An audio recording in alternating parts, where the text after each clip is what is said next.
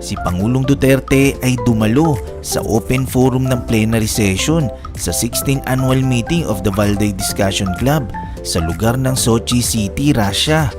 Isa si Pangulong Duterte sa inimbitahan na world leader sa forum na kasama ang presidente ng bansang Azerbaijan at Kazakhstan at hari ng Kingdom of Jordan.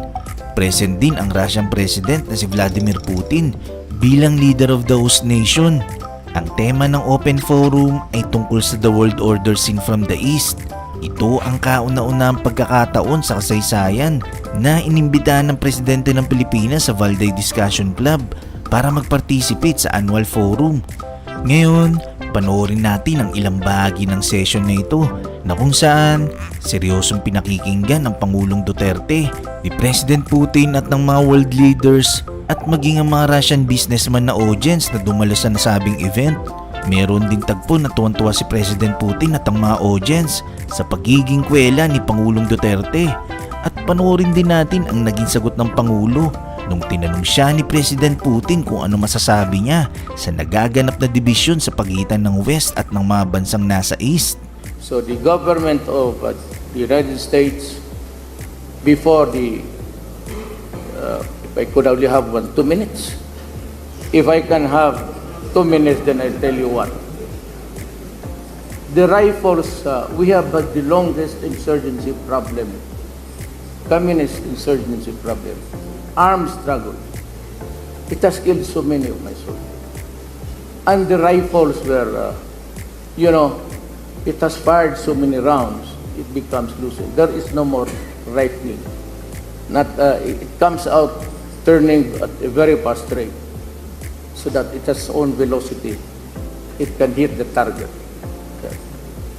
And I tried to buy about 24,000 M16 for my police and military. One congressman in the US or two stood up and said, do not give it to the Philippines, especially to the mayor, because he will use those rifles to kill his own Filipino citizen. And that is really funny. And I would ask US Congress, kindly educate yourself first. You have the CIA. Yeah, they're around. Even here right now, CIA is listening to us. I am sure they're getting the message up there. With kindly be kind to your fellow men. Before you condemn, investigate. And allow us, before you come up with this result, allow us the right to be heard. It is a God-given right to any person. Whether you live in autocracy or tyranny, every person has the right to be heard. And human right. The United States did not send me. They stopped the rifles at the time when the rebellion in Marawi was approved. I was here, scheduled to have a series of meetings about trade and commerce. But on the day, I just stayed there for 6 hours. And I'm thankful that President Putin came all the way from somewhere to fly just to be in Moscow to talk to him before I took it. Took us about 5 months to quell the rebellion. And it was only when China and Russia gave us the very well-made guns. I tried to buy helicopters. And I was looking around South Korea and Russia and Israel.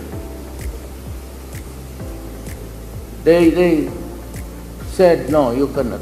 You buy from us. So Bell Helicopter of Canada offered me 10, but with a condition that I cannot use it against my own citizens.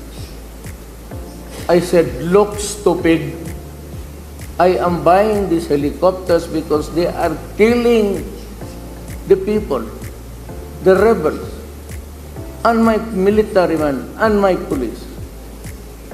And you sell me a helicopter with the condition that I cannot place armaments, only for transport of dead soldiers. So, wounded soldiers, and for humanitarian reasons. When as a matter of fact, these rebels are rebelling because they want to oust the government. ISIS is there. We're having a hard time fighting terrorism. They blow churches, so many. They blow military camps. The suicide bombers are not from there, but white-looking. I really don't know their nationality. We do not know because we can only recover bits and pieces of their bodies. Mr. President, I'm very sorry. I have a reputation in the club to be very unpolite. So I'm sorry I'm intervening, but maybe we go ahead and then come back to you. Yes. Well, yes. Still 1 minute.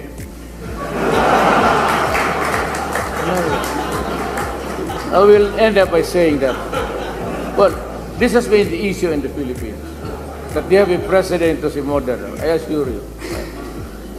I have a religion, and they say that, well, bishops and all of this, they've been attacking me. And I said, your religion is not. I have my own God. And I'm planning to invite the Russian Orthodox missionaries come to the Philippines so that we can look for a place where we can build the Orthodox Church. It was built many years ago by the Russians. 1922. This was destroyed. It's an old Philippines. Please excuse me, Mr. President, this 1 minute is still there. Yes. I'm now involved in freedom of religion. Well, I must end by this, just abusing the minds of people. Next thing we'll think Oh, I about. forgot Okay. about it. Yes, I'd be happy to respond to it. Спасибо. А теперь перейдем к... Can we equal West to the East? No, seriously. No joke. President Duterte, can you actually equal West to the East? And can we talk about sort of a unisex approach, so to say? East and West. This division, is this a thing of the past, or it's a natural division to have West versus East? There has always been a divide between the East and the West, culturally and financially, except for China, who was really doing great all these years with so many dynasties.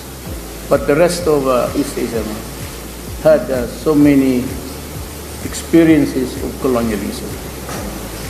That is why it's very hard really to connect them. They still harbor the Indonesia went to the Dutch, the Philippines bought to the Spaniards and Americans, and Malaysia to Malaysia. So any attempt that would force or persuade even a nation for them to adopt the Western ways is always suspect. Now that's the problem. So there has to be a more social intercourse, and this should not only be limited to diplomatic levels, but in terms of exchanges among people. And maybe allowing a a certain amount of the East Asian to visit other studies, other nations. In terms of loyalty, it's also very hard now to fathom where they are or where the Philippines is. I mean, I'm charting a new course, not really separate from America, but more of the colonial vestiges of the practice of the diplomacy.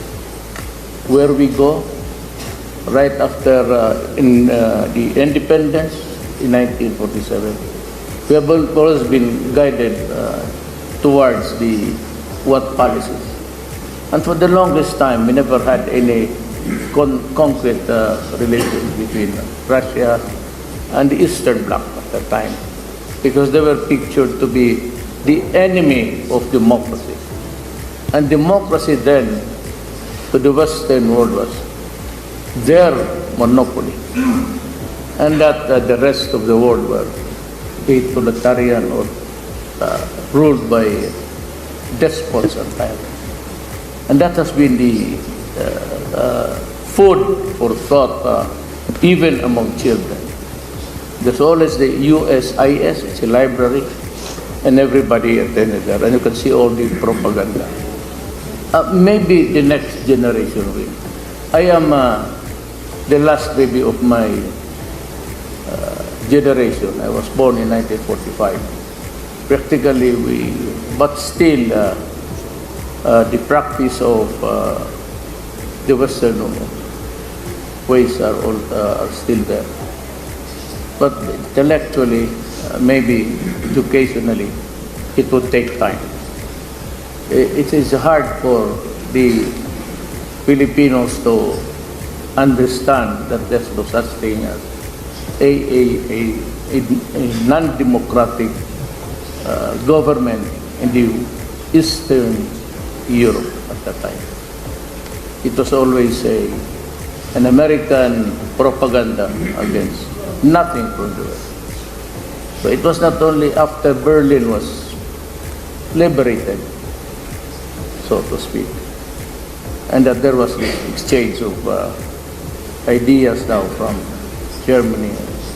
But it's not enough. It's not enough.